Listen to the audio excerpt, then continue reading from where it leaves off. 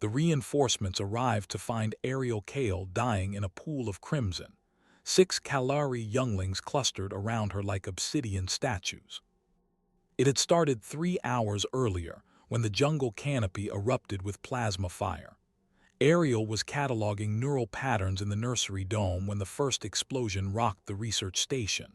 Through reinforced glass, she watched the marauder ships descend, Vex raiders, their hulls painted with the tally marks of massacred colonies. The adult Kalari were off-world. She was alone with the children. 6 sets of golden eyes turned to her, each youngling the size of a timber wolf, their midnight scales rippling with bioluminescent distress patterns.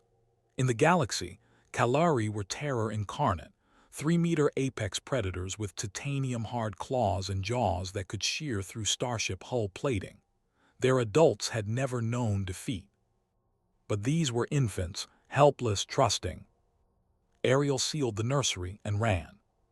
She knew what the Vex wanted. Kalari younglings fetch fortunes on black markets, as trophies, as leverage, as proof of dominance over the galaxy's most feared species. She'd seen the hollows from raided nests. Skinned, dissected, displayed. Not these 6, not today. The jungle of Talia was her advantage. 2 years studying Kalari behavior had taught her their language, the subsonic rumbles, the UV skin flashes. She triggered the emergency beacon, then led the younglings into the emerald hell beyond the station's perimeter. The Vex followed, 12 of them bristling with weapons. Ariel's plan was simple: survive until help arrived. She had no illusions about fighting.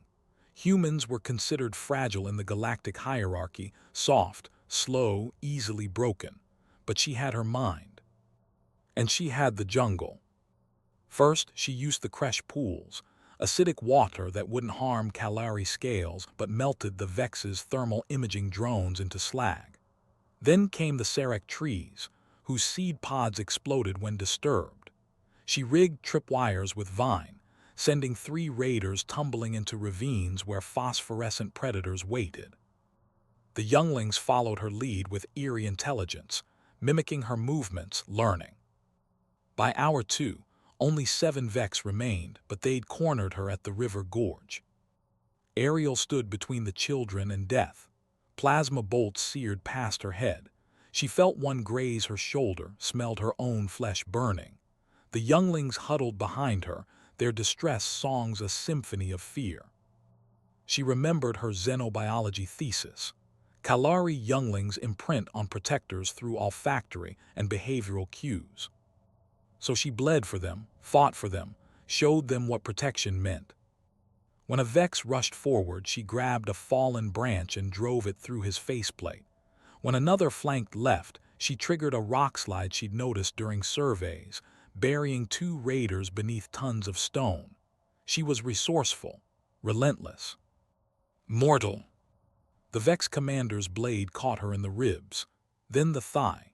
She collapsed, vision blurring, but still she crawled between predator and prey, her body a barricade of flesh and will.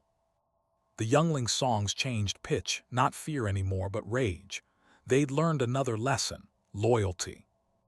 The smallest one lunged, latching onto a raider's arm with developing fangs. Another swiped with claws, drawing alien blood.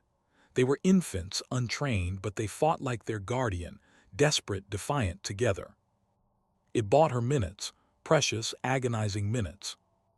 Ariel pressed her palm to the ground, felt Talia's heartbeat through the soil. She'd loved this world, these creatures, this strange, impossible work. The younglings pressed against her, purring subsonic comfort songs. She managed a smile, tasting copper. Then the sky split open. 3 Kalari warships materialized, and from them descended the adults, massive, magnificent, merciless. They hit the remaining Vex like a meteor storm, all fury and vengeance. But they stopped when they saw Ariel. The pack leader approached, lowered its enormous head. Its nostrils flared, reading her scent, her sacrifice, the youngling's protective cluster around her broken body. In Kalari culture, such devotion was sacred. incomprehensible from a human, unforgettable. Ariel's fingers brushed the smallest youngling's snout. "Be brave," she whispered. The universe dimmed. 20 years later, 6 Kalari war leaders would refuse to fire on human colonies during the border conflicts. They wore Ariel's name etched into their armor in Earth script.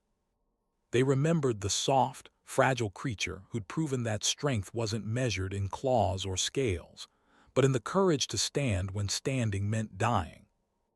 They remembered their guardian. They remembered Ariel Kale.